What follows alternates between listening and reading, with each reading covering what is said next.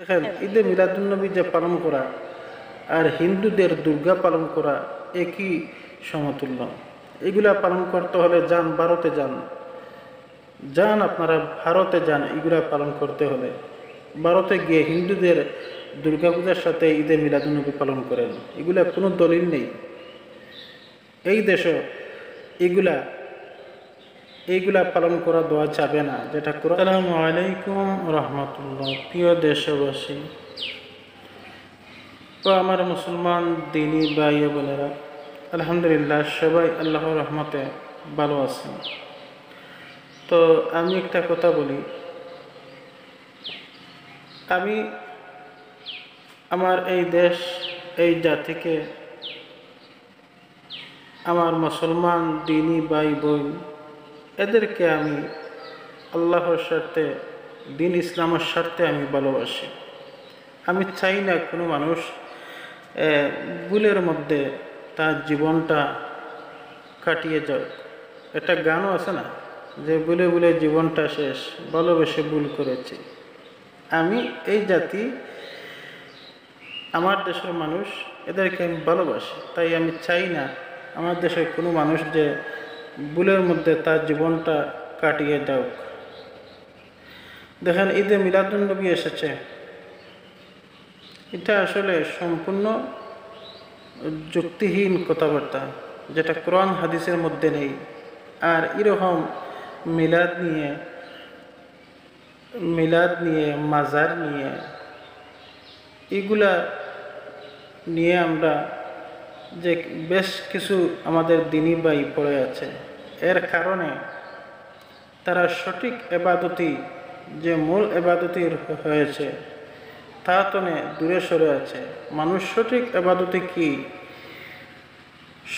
এবাদতি কি তা মানুষকে না জানিয়ে, মানুষও না জেনে না বুঝে এখন কি নিয়ে পড়ে আছে? ঈদে মিলাদুন্নবী, মাজারে গিয়ে চাওয়া, সিন্নি দেওয়া, এগুলা নিয়ে পড়ে আছে মানুষ। হক এবাদত কি জিনিস সেটা চিনতে এবং জানতে পারতেছে না। এবং আমরা মুসলমান হিসাবে আমাদের কর্তব্য হলো এইগুলা বন্ধ করা, ঈদে মিলাদুন্নবী বন্ধ করা। দেখেন, ঈদে মিলাদুন্নবী যে পালন করা আর হিন্দুদের দুর্গা পালন করা একই সমতুল্য।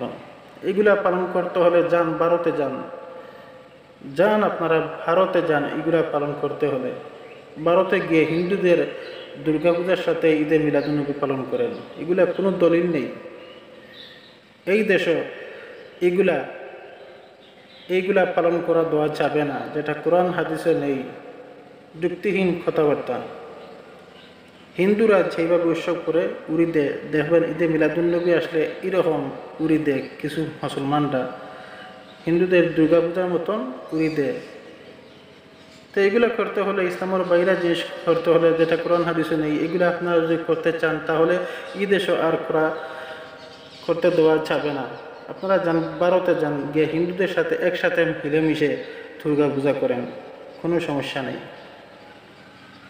আলহামদুলিল্লাহ, দেওয়ানবাগির মাজার ভেঙে ফেলে দেওয়া হয়েছে। আলহামদুলিল্লাহ, আমরা খুবই খুশি। আমরা চাই দেওয়ানবাগির মতন আরও যে সমস্ত মাজার রয়েছে সবগুলা ভেঙে ফেলে দেওয়া হোক। যেমন হাজারবাগ, যেমন ফুলতলি সাহেব বাড়ি মাজার ভাঙতে হবে। ফুলতলি সাহেবের ছেলে যে উসামুদ্দিন, এই চোর বাটফাট্টারে আইনের আওতায় আনতে হবে। ওর বাপ ভালো, ভাই ভালো, আওলাদ সবই ভালো, কিন্তু ও খারাপ। আর ওদের মাজার ভাঙতে হবে।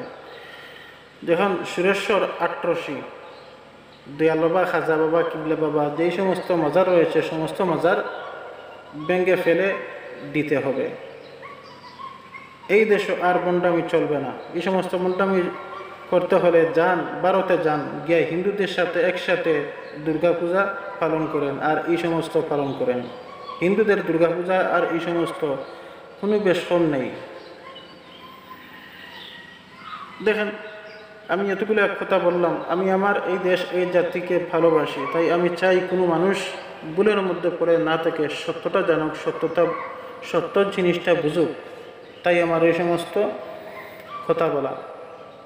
দেখেন, আমরা যে ঈদে মিলাদুন্নবী পালন করি, এনে কি নামাজ আছে?